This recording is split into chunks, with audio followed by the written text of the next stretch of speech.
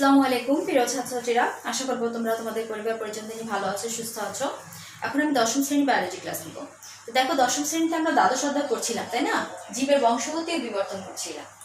এখন জীবের বংশগতি ও বিবর্তনের মধ্যে আমরা প্রথমে ডিএনএ করেছি, ডিএনএ আরএনএ করেছি, ডিএনএ গঠন, আরএনএ গঠন, ডিএনএ রেপ্লিকেশন করেছি। বিজ্ঞানী মেন্ডেল যে জেনেটিক যে সূত্র দুটি আবিষ্কার করেছিলেন সেই সূত্র আমরা করেছি।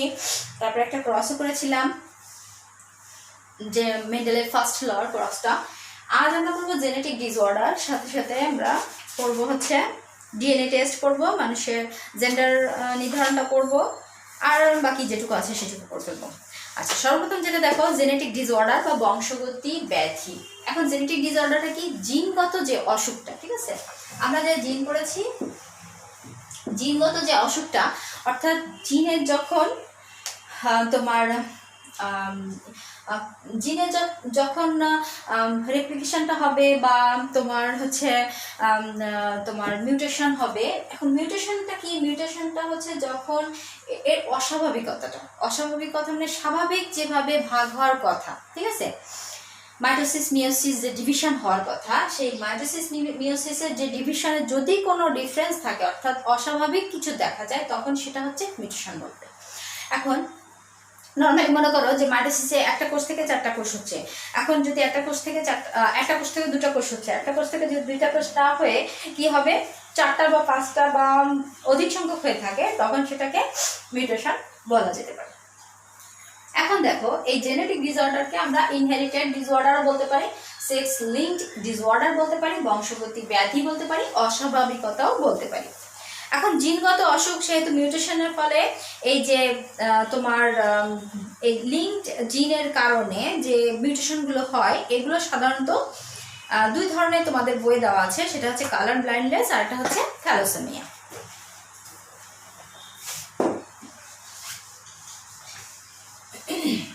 দুই ধরনের পার্ট তোমাদের দেওয়া আছে। একটা হচ্ছে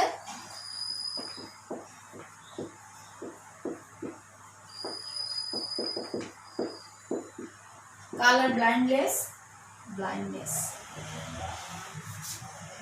আর হচ্ছে থ্যালাসেমিয়া।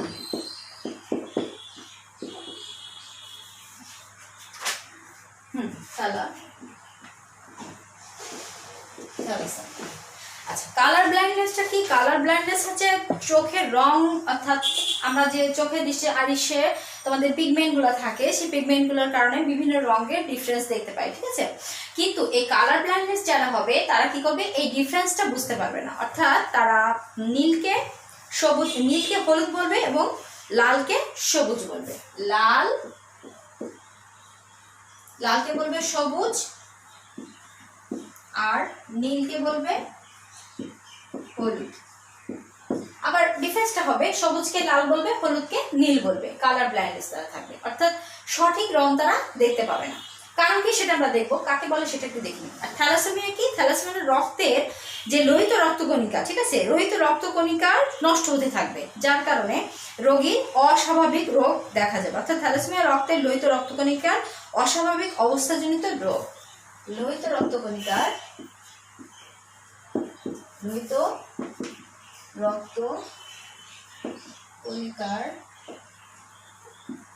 অস্বাভাবিকতার রোগ, ঠিক আছে? লোহিত রক্তকণিকার যে অস্বাভাবিকতা,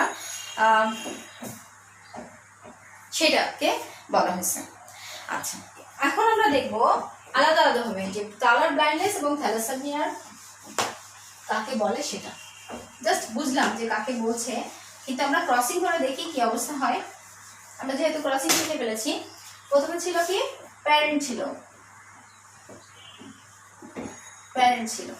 এখন মনে করো থ্যালাসেমিয়াটা কাদের হয় সেটাকে দেখি। থ্যালাসেমিয়া নর্মালি এক্স ক্রোমোজোমে বাহক হিসেবে কাজ করে। আমাদের এক্স ক্রোমোজোমটা কোথায় থাকে? ফিমেল পার্টে থাকে, তাই না? ফিমেল পার্টে হচ্ছে এক্স আর মেল পার্ট হচ্ছে ওয়াই এক্স। অর্থাৎ একটা এক্স ক্রোমোজোম থাকলে এবং একটা ওয়াই ক্রোমোজোম থাকলে সেটা হচ্ছে মেল, আর যদি 2টা এক্স ক্রোমোজোম থাকে তাহলে হচ্ছে ফিমেল। এটা আমরা জানি, তাই না? এখন যখন দেখো আমরা গত ক্লাসে পড়েছিলাম ডমিনেন্ট ক্যারেক্টার এবং রিসেসিভ ক্যারেক্টার। ডমিনেন্ট ক্যারেক্টার কি, যে ডমিনেট করবে, অর্থাৎ যে ক্যারেক্টারটা ক্রোমোজোমে থাকলে তার বৈশিষ্ট্য প্রকাশিত হবে তাকে হচ্ছে ডমিনেন্ট ক্যারেক্টার বলছে। আর যে ক্যারেক্টারটা তোমার জিনে থাকছে কিন্তু তার বৈশিষ্ট্য প্রকাশিত হচ্ছে না, সুপ্তাবস্থায় আছে, সেটা হচ্ছে রিসেসিভ ক্যারেক্টার। এখানে ডমিনেন্ট হচ্ছে এখানে কোনটা, এখানে দুইটাই ডমিনেন্ট হিসেবে কাজ করছে, কিন্তু এখানে দেখো যখন মেল পার্ট হচ্ছে তখন হচ্ছে ওয়াইটা ডমিনেন্ট হিসেবে কাজ করছে, তাহলে ওয়াই ক্যারেক্টারটা হচ্ছে ডমিনেন্ট ক্যারেক্টার। আর এখানে রিসেসিভ হচ্ছে এক্স, এইটার মধ্যে, তাই না? এখন আমরা দেখব এই জেনেটিক ডিসঅর্ডার কালার ব্লাইন্ডনেসে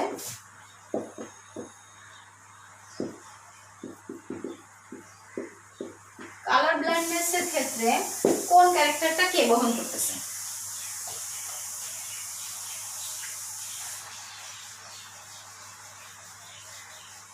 আচ্ছা, এখানে প্যারেন্ট কোনটা ছিল?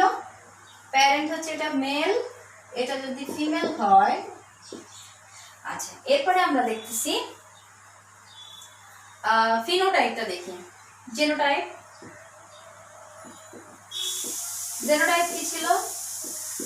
জেনোটাইপটা পরে দেবো, ফিনোটাইপটা আগে দেখি। ফিনোটাইপ যেটা প্রকাশিত হয়, তাই তো, মানে যেটা দেখা যায় সেটা হচ্ছে ফেনোটাইপ, আর যেটা দেখা যাচ্ছে না অর্থাৎ জিনে স্থানান্তরিত থাকছে সেটা হচ্ছে ফেনোটাইপ। এখানে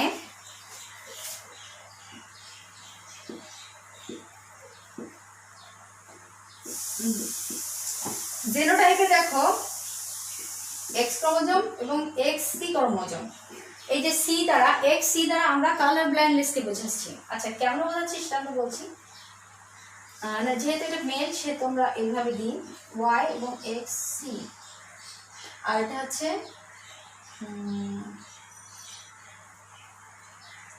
এক্স এবং এক্স সি। আচ্ছা, খেয়াল করার একটা জিনিস, এখানে ফিনোটাইপ তাহলে কি, আমরা একটু আগে বলেছি যে এক্স ক্রোমোজোমে যদি কালার ব্লাইন্ডনেসের ক্রোমোজোম থাকে, জিন থাকে, তাহলে সে কালার ব্লাইন্ড। কিন্তু যদি সে মেল হয় অর্থাৎ পুরুষ হয়, সেক্ষেত্রে কি হবে, যেহেতু তার একটা ওয়াই ক্রোমোজোম থাকতেছে এবং এক্স ক্রোমোজোম মাত্রই একটা, সেহেতু সে কালার ব্লাইন্ডনেস হবে অর্থাৎ সে বর্ণাঢ্য হবে। কিন্তু যখন ফিমেল পার্ট হবে, ফিমেল পার্টের ক্ষেত্রে দেখো একটা এক্স ক্রোমোজোম যদি বর্ণাঢ্য হয়েই থাকে কিন্তু আরেকটা এক্স ক্রোমোজোম কিন্তু সুস্থ স্বাভাবিক থাকে, যার কারণে এটা প্রভাবিত হয় না, অর্থাৎ যেটা সুস্থ থাকে সে হচ্ছে ডমিনেন্ট ক্যারেক্টার হিসেবে কাজ করে, সেহেতু এটা হচ্ছে বাহক হিসেবে কাজ করে। এ কিন্তু বর্ণাঢ্যতা প্রকাশ করবে না, কিন্তু ক্যারিয়ার হিসেবে কাজ করবে। তাহলে এটা হচ্ছে ক্যারিয়ার হিসেবে কাজ করবে, আর এটা হচ্ছে বর্ণাঢ্য ব্লাইন্ডনেস, কালার ব্লাইন্ড। ঠিক আছে, তাহলে প্যারেন্টের ফিনোটাইপ কি হবে? কালার ব্লাইন্ড, এটা হচ্ছে কালার ব্লাইন্ড ফিনোটাইপ, আর হচ্ছে ফিমেলটা হবে ক্যারিয়ার। এখন এদের মধ্যে যদি আমরা ক্রস করি, তোমাদের বই যে ক্রসটা আছে সেটা ক্রস করলে কি হবে? গ্যামিট কি হবে? ওয়াই এবং এক্স সি, দুইটা আলাদা হয়ে গেল গ্যামিটের সময়, এক্স এবং এক্স সি আলাদা হয়ে গেল। যদি ক্রস করি কেমন হয় দেখো,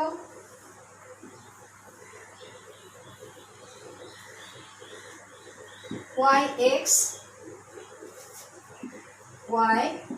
C, X C, X C. তারপর এখানে একটা হচ্ছে সুস্থ বেবি হচ্ছে, একটা হচ্ছে অসুস্থ অর্থাৎ কালার ব্লাইন্ড হচ্ছে, আর একটা হচ্ছে বাহক, তাই না? এটা বাহক, ক্যারিয়ার, বাহক লিখে দিই, বাহক মেল ফিমেল, আর এটা হচ্ছে কালার ব্লাইন্ড ফিমেল, এটা মেল। তাহলে কি হচ্ছে, আমাদের ক্রসিং করলে তোমাদের বইয়ে যে ক্রসটা আছে দেখো 268 পেজে, 268 পেজে যে ক্রসটা আছে, 268 পেজে যে ক্রসটা আছে আমি সেই ক্রসটাই করেছি, এটা বক্সে করেছি, আমরা নর্মালি করেছি। এখানে দেখো একটা সুস্থ মেল, একটা সুস্থ মেল বেবি, আর একটা ক্যারিয়ার ফিমেল, নাকি না এটা হচ্ছে তোমার যেহেতু একটা তোমার কি আছে কালার ব্লাইন্ডের জিন আছে এবং একটা মেল পার্ট আছে, সেহেতু সে কালার ব্লাইন্ডনেস প্রকাশ করবে, সেহেতু মেলটা হচ্ছে একটা বর্ণাঢ্য ছেলে, একটা কি হচ্ছে একটা বাহক বর্ণাঢ্য মেয়ে, আর হচ্ছে বর্ণাঢ্য মেয়ে। তাহলে 1:1:1:1 এই অনুপাতে ক্রসিং হচ্ছে, তাই না? 1:1:1:1 অসুস্থ মেয়ে প্লাস বাহক মেয়ে, অসুস্থ ছেলে, স্বাভাবিক ছেলে, একটা স্বাভাবিক একটা অসুস্থ, একটা দুইটা মানে যেটা মেয়ে যেহেতু হচ্ছে সেহেতু কিন্তু ক্যারিয়ার বহন করছে, অর্থাৎ ওই বাহক জিনটা বহন করতেছে সে, সেক্ষেত্রে কি হচ্ছে এই কালার ব্লাইন্ডনেস বহন করে যাচ্ছে। এখন এই যে বংশগতি রোগটা, এটা আমরা দেখতেই পাচ্ছি যে মেয়েদের ক্ষেত্রে বাহক হিসেবে বেশি থাকছে, ছেলেদের ক্ষেত্রে প্রকাশ পাচ্ছে বেশি, তাই না? সেক্ষেত্রে এটা প্রতি 10 জনে একজন কালার ব্লাইন্ডনেস হতে পারে পুরুষের ক্ষেত্রে, মেয়েদের ক্ষেত্রে খুব কম দেখা যায়, যেহেতু বাহক হিসেবে কাজ করতেছে, তাই না? অর্থাৎ সে থাকতেছে জিনটা কিন্তু প্রকাশিত হচ্ছে না, যেহেতু একটা ভালো জিন থেকেই যাচ্ছে তার জিনে। এখন এই যে রোগটা শুধু যে বংশগতি তা কিন্তু না, এটা হচ্ছে বিভিন্ন রোগ অসুখের ডিফারেন্স হিসেবেও কাজ করে। যেমন হাইড্রোক্সিক্লোরোকুইনান এক ধরনের ওষুধ আছে, যে ওষুধটার পার্শ্ব প্রতিক্রিয়া হিসেবে চোখের পিগমেন্টটা নষ্ট হয়ে যেতে পারে, যার কারণে কালার ব্লাইন্ডনেস হতে পারে। এখন আমরা এরপরে যে ক্রসটা করবো সেটা হচ্ছে থ্যালাসেমিয়া ক্রস।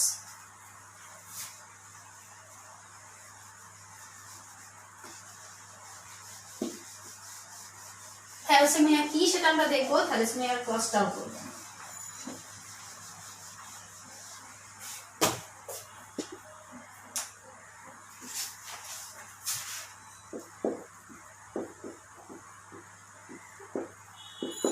থ্যালাসেমিয়া, আচ্ছা থ্যালাসেমিয়া কি সেটা আমরা একটু দেখি। থ্যালাসেমিয়া আছে লোহিত রক্তকণিকায় যে অস্বাভাবিক যে রোগ দেখা যায় সেটা হচ্ছে থ্যালাসেমিয়া। এখন এই যে থ্যালাসেমিয়া এটাকে আমরা অটোসোমাল রিসেসিভ ডিসঅর্ডারও বলতে পারি। অটোসোমাল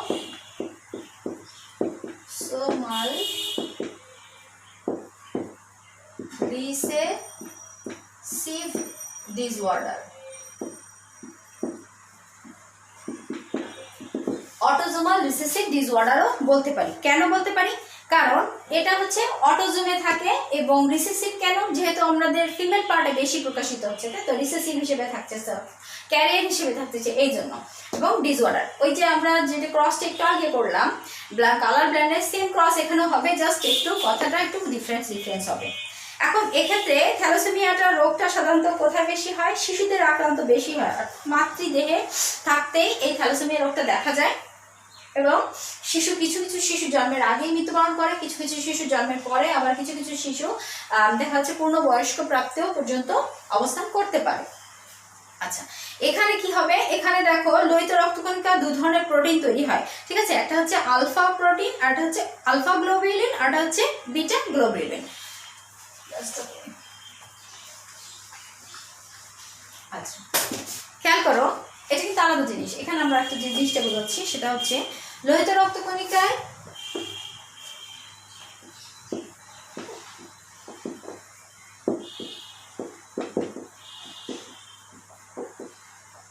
আমাদের যে লোহিত রক্তকণিকা আমরা পড়েছি, তাই না? লোহিত রক্তকণিকা, শ্বেত রক্তকণিকা আর অনুচক্রিকা পড়েছি।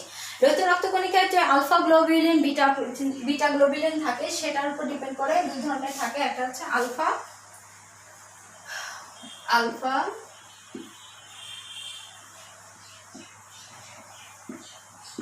গ্লোবুলিন, আর হচ্ছে বিটা গ্লোবুলিন।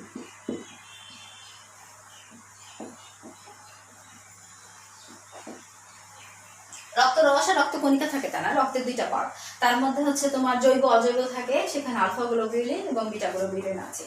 এই যে আলফা গ্লোবুলিন এবং বিটা গ্লোবুলিন এই থ্যালাসেমিয়া লোহিত রক্তকণিকায় দুটি প্রোটিনের জিন নষ্ট করে দেয়। অর্থাৎ থ্যালাসেমিয়া হলে কি করে, এই লোহিত রক্তকণিকার এই যে কোষের দুটো প্রোটিন, ঠিক আছে, এই প্রোটিন জিন আলফা গ্লোবুলিন এবং বিটা গ্লোবুলিনের জিন দুটি নষ্ট করে দেয়। সেক্ষেত্রে যখন দুই ধরনের থ্যালাসেমিয়া দেখা যায়, একটা হচ্ছে আলফা থ্যালাসেমিয়া, একটা হচ্ছে বিটা থ্যালাসেমিয়া। যখন আলফার প্রবলেম হয় তখন আলফা থ্যালাসেমিয়া,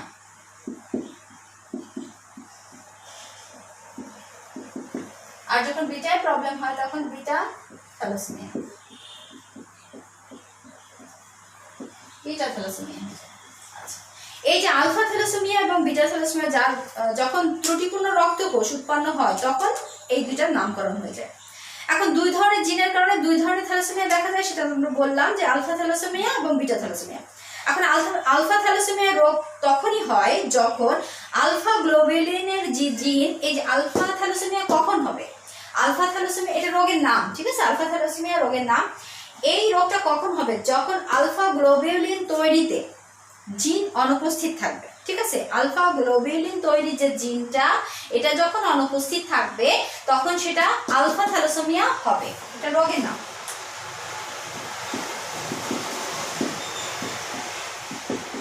আর এটা হচ্ছে জিন। আচ্ছা, এই যে আলফা, তাহলে তোমার সংজ্ঞাটা কি হলো, আলফা থ্যালাসেমিয়া রোগ তখনই হবে যখন আলফা গ্লোবুলিন তৈরিতে জিন থাকবে না, অর্থাৎ জিন কম থাকবে, তখন সেটা আলফা থ্যালাসেমিয়া হবে। আর বিটা গ্লোবুলিন, তখন বিটা গ্লোবুলিন উৎপাদনের যে জিনটা যখন কম থাকবে তখন হচ্ছে বিটা থ্যালাসেমিয়া রোগটা তৈরি হবে। এখন এই আলফা থ্যালাসেমিয়া কোথায় দেখা যায় এবং বিটা থ্যালাসেমিয়া কোথায় দেখা যায় সেটা দেখবো। অর্থাৎ পৃথিবীর বিভিন্ন স্থানে বিভিন্ন রোগটা দেখা যায়, একই স্থানে কিন্তু দুই ধরনের রোগ দেখা যায় না। নর্মালি আমাদের দক্ষিণ পূর্ব এশিয়া, মধ্যপ্রাচ্য, চীন, দক্ষিণ পূর্ব এশিয়া, তারপরে মধ্যপ্রাচ্য,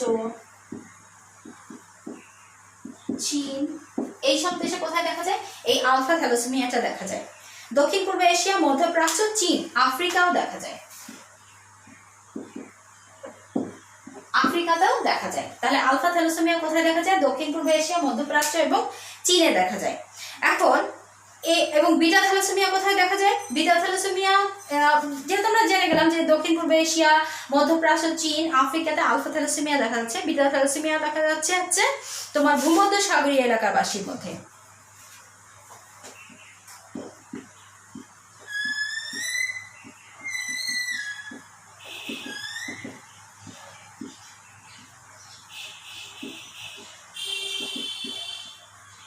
ভূমধ্যসাগরীয় এলাকাবাসীর মধ্যে এই বিটা থ্যালাসেমিয়া দেখা যাচ্ছে।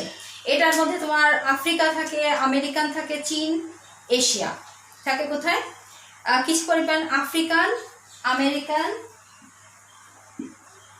African,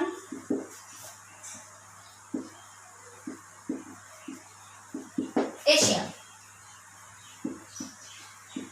Asian, African, American and Asian. আচ্ছা, এই যে আফ্রিকান, আমেরিকান এবং এশিয়ানবাসী, এদের কালার অর্থাৎ গায়ের রংটা একটু কালো ধরনের হয়, এই জন্য বিটা থ্যালাসেমিয়াকে কুলির থ্যালাসেমিয়া বলা হচ্ছে। বিটা থ্যালাসেমিয়াকে আমরা কুলির থ্যালাসেমিয়া বলতে পারি, কুলির থ্যালাসেমিয়া, কুলির থ্যালাসেমিয়া বলা হয়। আচ্ছা, এই যে আলফা থ্যালাসেমিয়া এবং বিটা থ্যালাসেমিয়া, কুলির থ্যালাসেমিয়া বলা হচ্ছে। আচ্ছা, এই যে কুলির থ্যালাসেমিয়া বলা হচ্ছে, এটা হচ্ছে বিটা গ্লোবুলিন প্রোটিন উৎপাদন যখন ব্যাহত হয় তখন তাকে বিটা থ্যালাসেমিয়া বা কুলির থ্যালাসেমিয়াও বলা হয়। এখন এটা কিন্তু তোমাদের অবজেক্টিভ কোশ্চেনে অনেক সময় আসে যে কুলির থ্যালাসেমিয়া কি। কুলির থ্যালাসেমিয়া হচ্ছে বিটা থ্যালাসেমিয়া। এখন জিনের প্রাপ্তির উপর নির্ভর করে এই থ্যালাসেমিয়া দুই ধরনের, সেটা আমরা দেখব। এটা দেখলাম পার্ট দুই ধরনের, লোহিত রক্তকণিকার উপর ডিপেন্ড করে দুই ধরনের, কিন্তু আর একটা পার্ট দেখব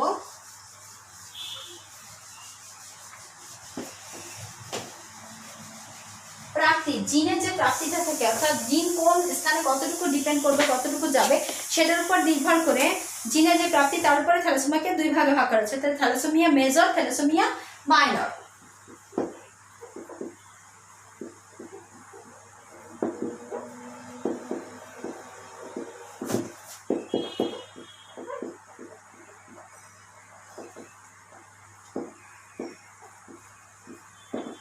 একটা মেজর আর একটা হচ্ছে মাইনর। আচ্ছা, মেজর থ্যালাসেমিয়া কোথায়? মেজর থ্যালাসেমিয়ার ক্ষেত্রে শিশুর বাবা মা দুজনের থেকেই থ্যালাসেমিয়ার জিন পাবে। মেজর তখন বলা হচ্ছে তখন শিশুর যে বাবা মা, ফাদার এবং মাদারের ক্ষেত্রে দুজনের ক্ষেত্রেই থ্যালাসেমিয়ার জিন পাচ্ছে, দুজনের ক্ষেত্রেই থ্যালাসেমিয়ার জিন পাচ্ছে, সেক্ষেত্রে মেজর অর্থাৎ প্রকাট আকৃতি ধারণ করছে। মেজর বলতে আমরা ডোমিনেন্ট বোঝাচ্ছি। প্রকট আকৃতি ধারণ করছে। দুজনের মাধ্যমে থ্যালাসেমিয়া, এটাও থ্যালাসেমিয়া জিন আছে, এটাও থ্যালাসেমিয়া জিন আছে, অর্থাৎ ফাদারও থ্যালাসেমিয়া জিন আছে, মাদারও থ্যালাসেমিয়া জিন আছে। সেই ক্ষেত্রে যে শিশুটা হবে, সেই শিশুর যে জিনটা হবে সেটা হচ্ছে মেজোথ্যালাসেমিয়া, অর্থাৎ ওই শিশু অর্থাৎ ভ্রূণ অবস্থায় মৃত্যুবরণ করতে পারে, অথবা তোমার যখন শিশু বর্ণ হবে, নিউ বর্ন, তখন মৃত্যুবরণ করতে পারে। আর থ্যালাসেমিয়া মাইনর যখন ফাদারে অথবা মাদার যে কোনো একজনের থাকতে পারে, অর্থাৎ থ্যালাসেমিয়া মাইনর তখন যখন মা বাবা দুজনের কাছ থেকেই জিনটা পায় কিন্তু কম পায়, অর্থাৎ থ্যালাসেমিয়া মাইনর বলে শিশু থ্যালাসেমিয়া জিন বাবা অথবা মা দুজনের কাছ থেকে পেতে পারে, মানে দুজনের কাছ থেকেই পাবে না, হয় মাদারের কাছ থেকে পায় অথবা ফাদারের কাছ থেকে পায়, যে কোনো একজনের কাছ থেকে, হয় ফাদার অথবা মাদার, দুজনের যে কোনো একজনের কাছ থেকে যদি জিনটা পেয়ে থাকে, সেক্ষেত্রে হচ্ছে থ্যালাসেমিয়া মাইনর, অর্থাৎ প্রকোপটা কম থাকে, যার কারণে এই শিশু দীর্ঘদিন পরিমাণ বেঁচে থাকতে পারে, দীর্ঘদিন বেঁচে থাকতে পারে, যেমন জন্মের পর অর্থাৎ পূর্ণবয়স্ক পর্যন্ত বেঁচে থাকে। কিন্তু একটা সময় যে তার থ্যালাসেমিয়ার রোগ প্রতিরোধ ক্ষমতা আরও কমে যাবে, যার কারণে রোহিত রক্তকণিকা উৎপাদন একেবারেই কমে যায় যখন সে মৃত্যুবরণ করে। কিন্তু মেজরের ক্ষেত্রে কি হচ্ছে, নিউবর্ন অর্থাৎ ভ্রূণ অবস্থায় মারা যেতে পারে, অথবা শিশু বর্ণের মাধ্যমে মারা যেতে পারে, অথবা এইভাবে আর কি ব্যাপারটা।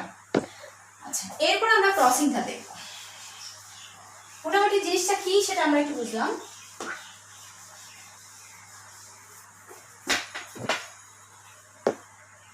আচ্ছা, এখানে প্যারেন্ট হচ্ছে থ্যালাসেমিয়াটা দেখি আমরা, প্যারেন্টের কাছে বড় আর প্যারেন্ট তো আমরা এভাবে দিই,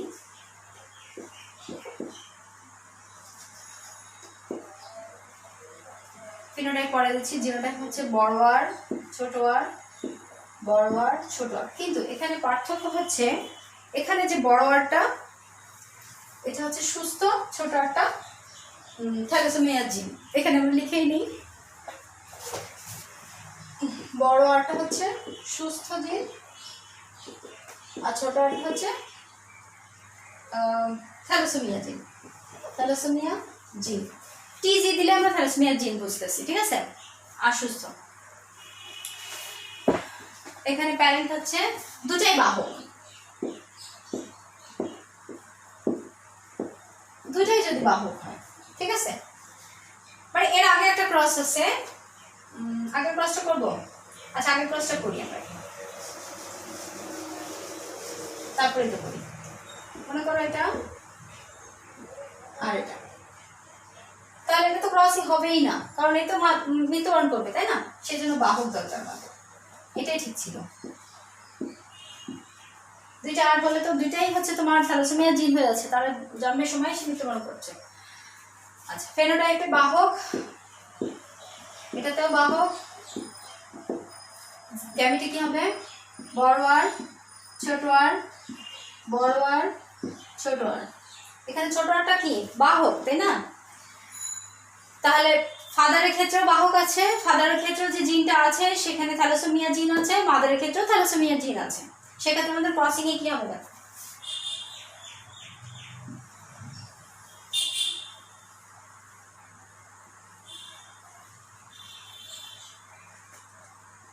বড় আর এই ক্রসটা হচ্ছে বড় আর ছোট আর, বড় আর ছোট আর, ছোট আর ছোট আর। দেখো জিনিসটা কেমন হচ্ছে, এটা হচ্ছে জেনোটাইপ, জেনোটাইপ। ফেনোটাইপে কি হবে, জেনোটাইপ রেশিও হবে, জেনোটাইপ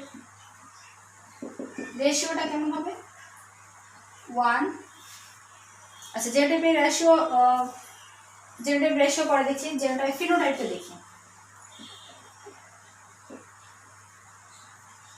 ফেনোটাইপ কি প্রকাশিত হচ্ছে, প্রকাশিত হচ্ছে এটা স্বাভাবিক, এটা বাহক, এটা বাহক, কিন্তু এটা কিন্তু বোঝা যাচ্ছে না, অর্থাৎ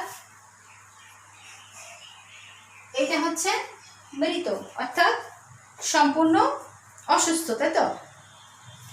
এর মধ্যে এইটা হচ্ছে সম্পূর্ণ সুস্থ, কারণ এখানে কোনো ছোট আর নেই, তার মানে তোমার থ্যালাসেমিয়া জিনের জিনই নাই এখানে, এই থ্যালাসেমিয়া জিন না থাকার কারণে এই বেবিটা সুস্থ, অর্থাৎ সুস্থ। আচ্ছা, এই দুটার মধ্যে থ্যালাসেমিয়ার বাহক আছে, হতে পারে সেটা ফিমেল, হতে পারে মেল, কিন্তু সেটা বাহক। আর এটা কি হচ্ছে, সম্পূর্ণ থ্যালাসেমিয়ায় আক্রান্ত, থ্যালাসেমিয়ায় আক্রান্ত, সম্পূর্ণ অসুস্থ। এই যে শিশুগুলা, তাহলে 1:2:1, অর্থাৎ থ্যালাসেমিয়া আক্রান্ত শিশু 4 ভাগের 1 ভাগ, ওই যে। আর থ্যালাসেমিয়ার বাহক শিশু হচ্ছে 4 ভাগের 2 ভাগ। আর থ্যালাসেমিয়ার ফাদার মাদারের যদি ক্রসিং হয় তখন একটা সুস্থ শিশু হতে পারে 4 ভাগের 1 ভাগ। তাহলে তোমার আইডেন্টি খুব কম, অর্থাৎ তীব্র থ্যালাসেমিয়ার কারণে জন্মের আগেই মায়ের পেটে শিশুর মৃত্যুবরণ করছে, কোনটা, এইটা। আর এটা কি করতেছে, থ্যালাসেমিয়ার মেজর আমরা একটু আগে বলেছিলাম, পিতামাতা উভয়ের কাছ থেকে জিন বহন করতেছে। এই যে পিতামাতা উভয়ের কাছ থেকে জিন আসতেছে, তখন এটা বাহক হিসেবে কাজ করছে, এবং সেটা মেজরটা আক্রান্ত শিশু জন্মের পর থেকে বছরের প্রথম থেকেই, অর্থাৎ খুবই রক্তশূন্যতায় ভোগে, একটু আগে আমরা বললাম, সে বেঁচে থাকবে, কিন্তু তোমার একটা নির্দিষ্ট সময় যে তার এই যে তোমার দেহের যে রোগ প্রতিরোধ ক্ষমতাটা আরো কমে যাবে। আর একটা শিশু সুস্থ থাকতেছে, সে হচ্ছে সম্পূর্ণরূপে সুস্থ। আচ্ছা, চিকিৎসা কি? এটা চিকিৎসা তেমন রক্ত প্রদান করতে হবে নির্দিষ্ট সময় পর পর। থ্যালাসেমিয়ার চিকিৎসা দেওয়া হয়, রোগীর রৌদ্র সমৃদ্ধ ফল এবং বিভিন্ন ওষুধ খেতে দেওয়া হয়। এর ফলে থ্যালাসেমিয়া আক্রান্ত হলে যকৃৎ নষ্ট হয়ে যায়, জন্ডিস হয়, অগ্নাশয় নষ্ট হয়ে যায়, ডায়াবেটিস হয়, বিভিন্ন রোগ লক্ষণ দেখা যায়। সাধারণত থ্যালাসেমিয়া 30 বছরের বেশি বেঁচে থাকতে পারে না, অর্থাৎ 30 বছরের মধ্যে এই শিশু বা এই যে থ্যালাসেমিয়া আক্রান্ত ব্যক্তি মৃত্যুবরণ করে। খুব রেয়ার যে 30 বছর ওভার হয়ে সে বেঁচে থাকতেছে। এরপর আমরা যে জিনিসটা পড়বো আজকে, সেটা হচ্ছে মানুষের জেন্ডার নির্ধারণ। তো জেন্ডার নির্ধারণ আগে আমরা পড়েছি, সেজন্য আমি জিনিসটা একটু ভালো করেছি। তোমরা আগেও হচ্ছে 3য় অধ্যায় 2য় অধ্যায় দেখেছো জেন্ডার নির্ধারণটা, যার কারণে আমি প্রথমে পড়াইনি। তারপরে একটু ক্রস দেখাবো। আচ্ছা, ঠিক জেন্ডার নির্ধারণ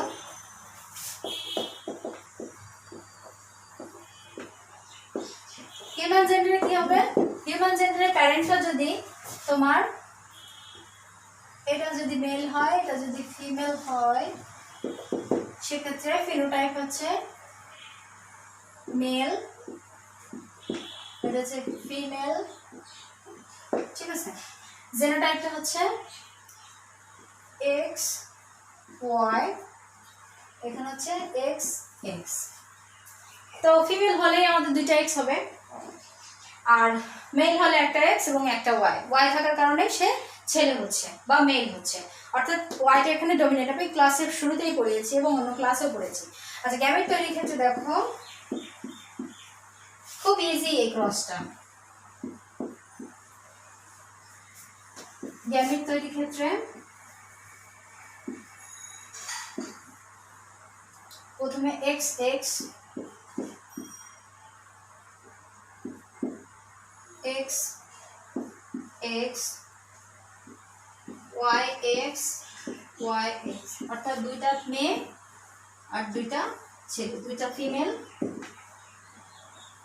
আর 2টা মেল, অর্থাৎ 2:2, অর্থাৎ 1:1 অনুপাত। তাহলে 1:1 অনুপাতে কি করতেছে? মেল আর ফিমেলের ক্রস হচ্ছে। এখানে দেখার বিষয়, ওয়াই ক্রোমোজোম থাকলে সেটা মেল হচ্ছে, অর্থাৎ ফিমেল হবে তখন যখন 2টা ক্রোমোজোম, মানুষের যে লিঙ্ক ক্রোমোজোমে থাকে 2টা ক্রোমোজোম থাকে, একটা হচ্ছে এক্স আর একটা ওয়াই। এক্স ওয়াই যখন হবে তখন সে মেল, আর যখন এক্স এক্স ক্রোমোজোম থাকবে তখন সেটা ফিমেল। অর্থাৎ ওয়াই ক্রোমোজোম থাকলেই সে ছেলে, আর 2টা এক্স ক্রোমোজোম থাকলেই সে মেল। এখন এটা খুব ইজি জিনিস। আমাদের দেহে ক্রোমোজোম সংখ্যা টোটাল হচ্ছে 46টি, তার টোটাল 46-এর মধ্যে 23 জোড়া বলা হয়, তাই না? এখন এই 23 জোড়ার মধ্যে 22 জোড়া হচ্ছে অটোজোম আর 1 জোড়া হচ্ছে সেক্স ক্রোমোজোম। এখন এই সেক্স ক্রোমোজোমের মধ্যে মেল হতে পারে, ফিমেল হতে পারে। কিভাবে? তার ডিফারেন্সটা আমরা দেখলাম যে মেলের ক্ষেত্রে এক্স ওয়াই ক্রোমোজোম থাকবে, অর্থাৎ ওয়াই ক্রোমোজোমটা উপস্থিত থাকলে সেটা মেল পার্ট, আর যদি এক্স এক্স 2টা এক্স ক্রোমোজোম উপস্থিত থাকে সেটা হচ্ছে ফিমেল পার্ট। তাহলে মেল এবং ফিমেল কিভাবে ডিফারেন্স হচ্ছে সেটা আমরা এই ক্রসের মাধ্যমে দেখতে পাচ্ছি। এরপরে যে ইম্পর্টেন্ট যে জিনিসটা সেটা হচ্ছে ডিএনএ টেস্ট।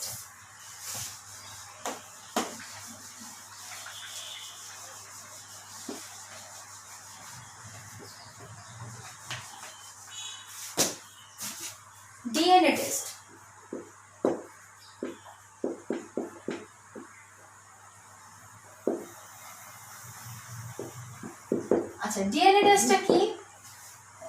ডিএনএ ফিঙ্গারপ্রিন্টিংও বলা হয়, ডিএনএ টেস্টও বলা হয়। বর্তমানে যে বিভিন্ন চিকিৎসা বিজ্ঞান, মৎস্য বিজ্ঞান বলো, কৃষি সম্পদ, বিভিন্ন রকম প্রচলিত যে ইয়েগুলো আছে, এর মধ্যে ডিএনএ টেস্টের বিজ্ঞানের বিশেষ ধরনের পদ্ধতি তৈরি করেছে DNA fingerprinting. DNA fingerprinting, NA fingerprinting.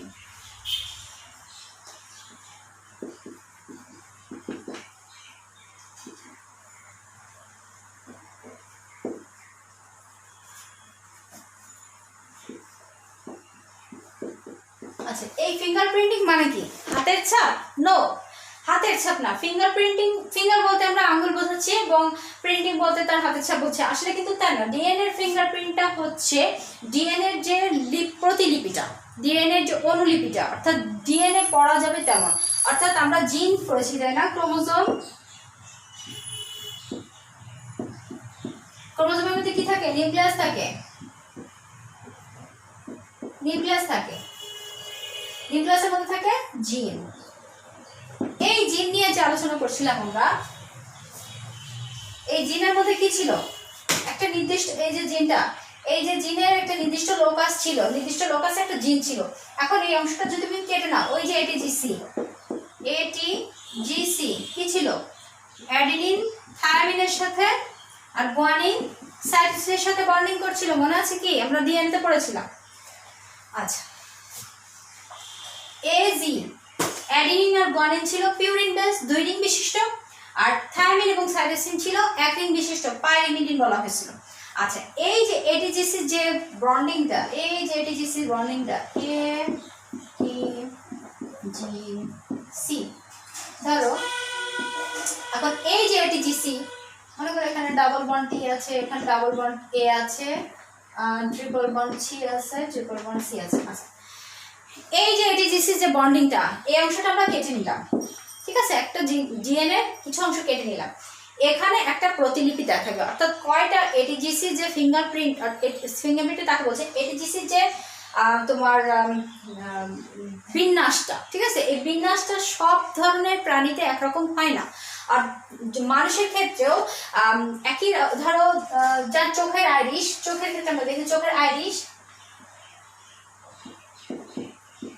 চোখের ক্ষেত্রে দেখছি চোখের আইরিশটা সবার কি সেম হয়? সেম হয় না। এখন ফাদার মাদারের যে চোখের আইরিশ থাকে, তার যে নিউবর্ন থাকে, সেই সন্তান সন্ততিতে সেই চোখের আইরিশের কালারটা কিছুটা যায়, ঠিক আছে?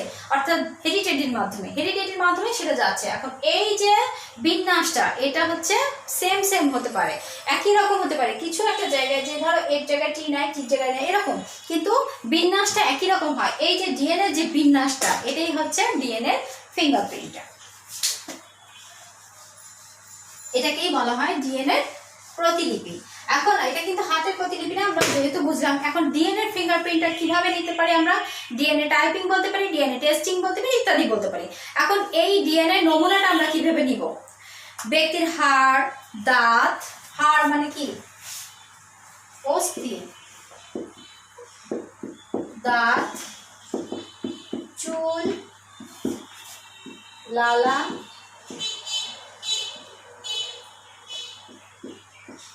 স্পার্ম, তারপরে হচ্ছে তোমার টিস্যু, ইত্যাদি থেকে নেওয়া যায়। তাহলে এই এখান থেকে নমুনা সংগ্রহ করলে আমরা কি পাই? ডিএনএ ফিঙ্গারপ্রিন্টটা করতে পারবো। এখন এই ডিএনএ ফিঙ্গারপ্রিন্ট করার সময় কিভাবে করতে হবে সেটা দেখো। এই যে নমুনাগুলো নেওয়ার পরে, এটা হচ্ছে ডিএনএটা আলাদা করে ফেলতে হবে একটা নির্দিষ্ট রেস্ট্রিকশন এনজাইম দ্বারা।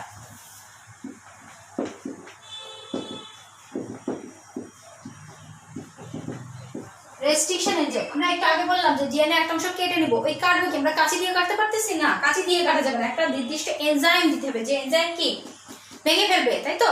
অর্থাৎ আমাদের এই যে লালারস, আমরা যে কথা বলছি যে লালা বের হচ্ছে, এই যে লালারস অনেক ধরনের এনজাইম থাকে যেটা আমাদের খাদ্যকে হজম করতে সহায়তা করে, তাই না? লালা কি করবে? খাদ্যকে হজম করবে, খাদ্যকে স্লিপ করে আমাদের তোমার স্টোমাকে নিয়ে যাবে। এই যে এনজাইমটা, এই এনজাইম কি শুধুমাত্র এই কাজ করবে না, বিভিন্ন ধরনের এনজাইম আছে। এই ডিএনএ কর্তনের জন্য এক ধরনের নির্দিষ্ট এনজাইম থাকে, যে এনজাইমটার নামকরণ করা হয়েছে রেস্ট্রিকশন এনজাইম। এখন এই রেস্ট্রিকশন এনজাইম দ্বারা একটা নির্দিষ্ট ডিএনএ এর অংশ কাটবে, অর্থাৎ সেটা কিভাবে কাটবে? একটা নির্দিষ্ট যন্ত্রের মাধ্যমে, ইলেকট্রোফোরেসিস একটা যন্ত্রের মাধ্যমে।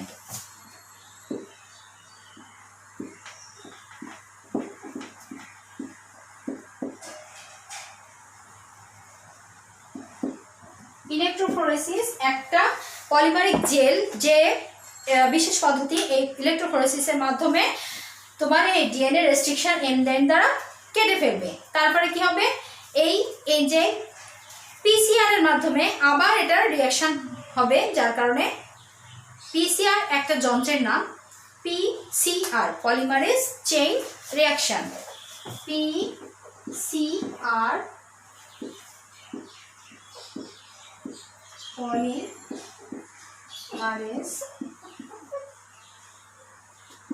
Chain reaction. আচ্ছা, এই যে পিসিআর এর মাধ্যমে পলিমারেজ চেইন রিঅ্যাকশন হবে। পিসিআর হচ্ছে একটা ইলেকট্রোফোরেসিস যন্ত্র, ইলেকট্রোফোরেসিস একটা যন্ত্র থাকে যেখানে তোমার ডাই দেওয়া থাকে, রেস্ট্রিকশন এনজাইম ওখান থেকে কেটে হচ্ছে এগুলো আলাদা করে ফেলবে। আর পিসিআর কি করবে? ওই যে অংশটা, ওটা হচ্ছে তোমার ইলেকট্রোফোরেসিসটা পরে করা হয়, আগে পিসিআরটা করা হয়। পিসিআর একটা মেশিন থাকে, যার কারণে ওই যে ডিএনএটা বারবার কেটে কেটে তাকে বিভিন্নভাবে ওই যে ফিঙ্গারপ্রিন্ট যেটা করা হয়, ফিঙ্গারপ্রিন্ট করার পরে ওটাকে দেখানোর জন্য ইলেকট্রোফোরেসিস মেশিনের মাধ্যমে করা হয়, যেটা হচ্ছে তোমার ওই ফিঙ্গারপ্রিন্টটা সম্পূর্ণরূপে দেখা যায় যে কোন জিনে কি কোন জিনে কি ইন্ডিকেট করা আছে সেটা। এখন এটা কিভাবে কেন করা হচ্ছে, বা ডিএনএ টেস্টটা কেন করা হচ্ছে, এরকম বিভিন্ন কোশ্চেন থাকতে পারে যে ডিএনএ ফিঙ্গারপ্রিন্ট আমরা কেন করব। এটা আমাদের পিতামাতার বৈশিষ্ট্য, ধরো পিতামাতার সন্তান যদি হারিয়ে যায়, তাদের একই রকম জিন যদি পাওয়া যায়, তাহলে কি হবে? তার আমরা আইডেন্টিফাই করতে পারবো যে এটা ফাদার, এটা মাদার।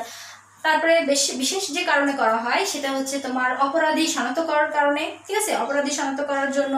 তারপরে বিভিন্ন রকম তোমার ডিএনএ ফিঙ্গারপ্রিন্টের মাধ্যমে তোমার বৈশ্বিক উন্নয়ন, অর্থাৎ তোমার যে কৃষিকাজ হোক, তারপরে তোমার তো কি বলছি, বিভিন্ন রকম চিকিৎসা বিজ্ঞান হোক, মৎস্য বিজ্ঞান হোক, প্রাণী সম্পদ হোক, এই যে জিনিসগুলো ডেভেলপ করার জন্য ডিএনএ ফিঙ্গারপ্রিন্টটা খুবই দরকারি হিসেবে আমাদের বহুল পরিচিত একটা জিনিস তৈরি হয়েছে। মোটামুটি আমাদের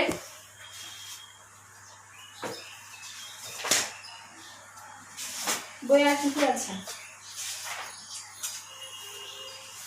হিউম্যান জেন্ডার গেল, ডিএনএ টেস্ট গেল, জেনেটিক ডিসঅর্ডার গেল, কালার ব্লাইন্ডনেস, থ্যালাসেমিয়া মোটামুটি হয়ে গেল। এরপরে যেটা ডারউইনের মতবাদ, জীবের বৈষয়িক উন্নয়ন, যেটা জৈব বিবর্তনের তত্ত্ব, এই তত্ত্বগুলো তোমরা রিডিং করলে মোটামুটি পারবা। অর্থাৎ বিভিন্ন বিজ্ঞানীরা কি বলেছেন, এটা আমরা প্রথম অধ্যায়ে মোটামুটি আলোচনা করেছিলাম। এখানে যেটা আছে, বিজ্ঞানী ডারউইন যে মতবাদটা দিয়েছেন সেটা একটু দেখবো আমরা। তারপরে বিজ্ঞানী ডারউইনের মতবাদের আগে কে কি বিজ্ঞানী কোন কোন মতবাদ দিয়েছেন সেটা একটু দেখবো। ডারউইনের মতবাদে কি কি আছে, যে অত্যাধিক হারে বংশবৃদ্ধি হচ্ছে, তিনি যেটা বলেছেন, সীমিত খাদ্য, বাসস্থান, অস্তিত্বের জন্য সংগ্রাম, এই যে জিনিসগুলো আছে এগুলোতে রিডিং করলেই হয়ে যাচ্ছে, তেমন বোঝানোর তেমন কিছু নাই। তো মোটামুটি আজ এ পর্যন্ত থাক। দ্বাদশ অধ্যায় মোটামুটি কমপ্লিট হয়ে গেল আমাদের। এরপরে যে অধ্যায়টা আছে সেটা আমরা নেক্সট করব। তো সবাই ভালো থাকো, সুস্থ থাকো। তোমাদের স্কুলে তো মোটামুটি এখন ক্লাস হচ্ছে না, যার কারণে লকডাউন। অনলাইন ক্লাসগুলো সঠিকভাবে করার চেষ্টা করো। তো বাসায় একটু প্র্যাকটিস করো। সবাই ভালো থাকো, সুস্থ থাকো। আল্লাহ হাফিজ।